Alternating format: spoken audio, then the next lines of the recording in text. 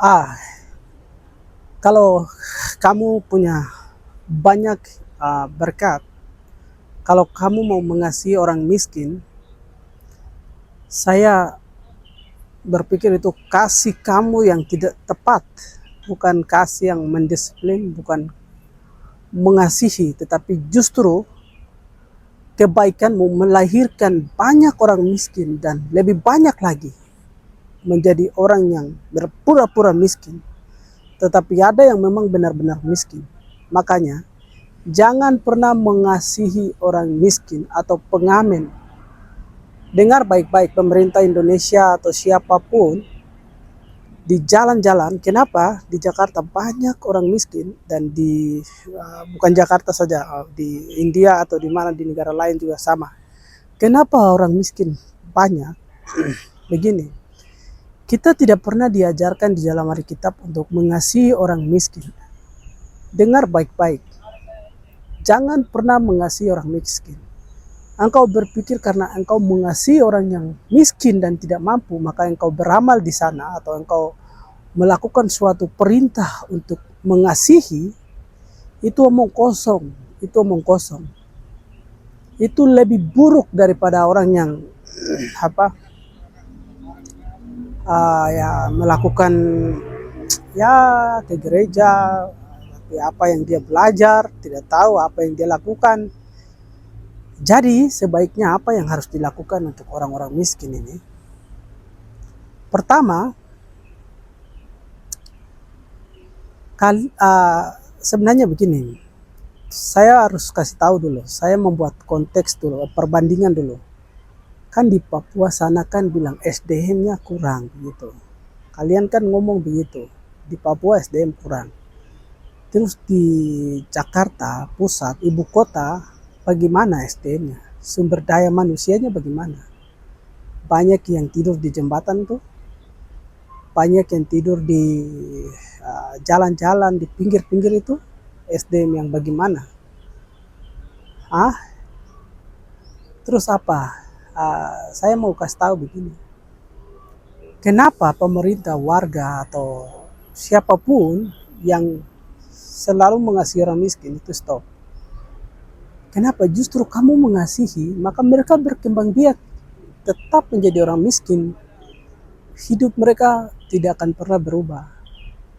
Ya, jadi saya minta fasilitasi mereka, tangkap mereka, ya, didik mereka, bikin lembaga sosial atau gimana, jaminan untuk hidup mereka, kasih makan, fasilitasi, dan pekerjakan mereka, ubahkan hidup mereka. Itu yang Tuhan mau, bukan mengasihi orang-orang yang aduh itu kamu kapan berubahnya, kapan orang miskin itu statusnya akan berubah. Tidak,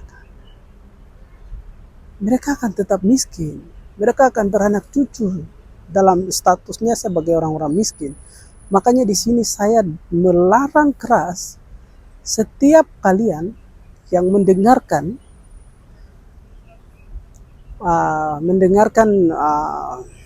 konten ini atau video ini, mulai sekarang berubah, bertobat. Jangan pernah mengasihi orang miskin lagi.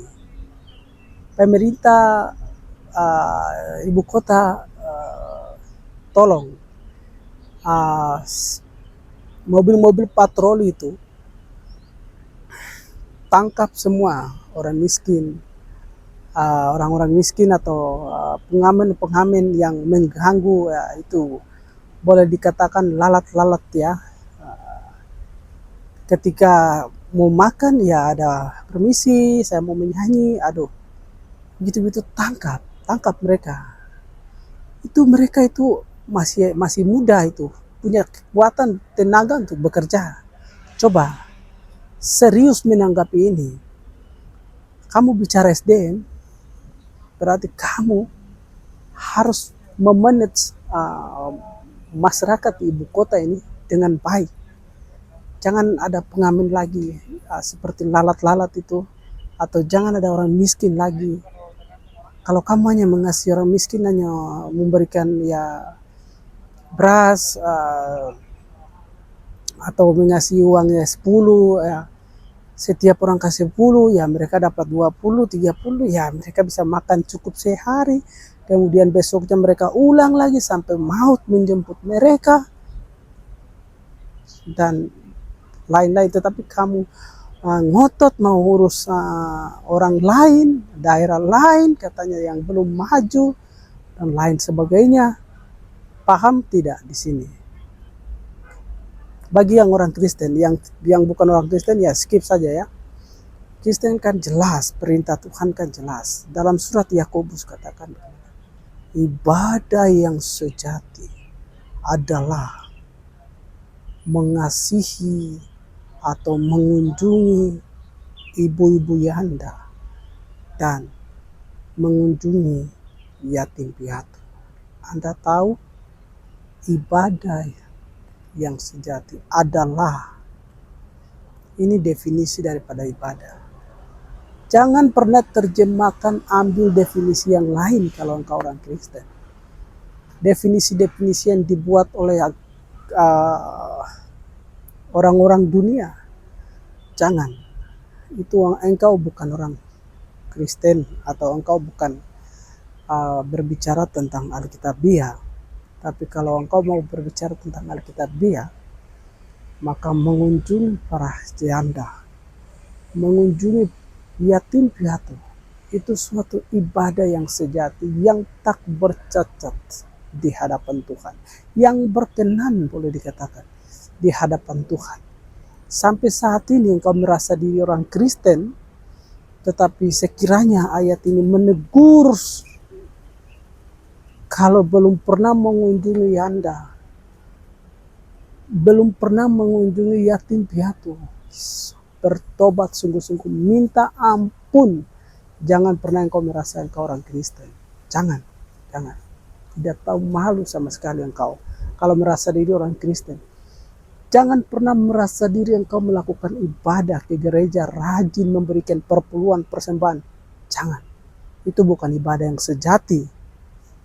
Itu bukan ibadah yang sejati. Ya. Waktu engkau pergi ke gereja, memuji Tuhan, memuliakan Tuhan. Tuhan, di mana firman Tuhan datang berkata engkau melakukan sesuatu yang berkenan, itu adalah ibadahmu yang sejati.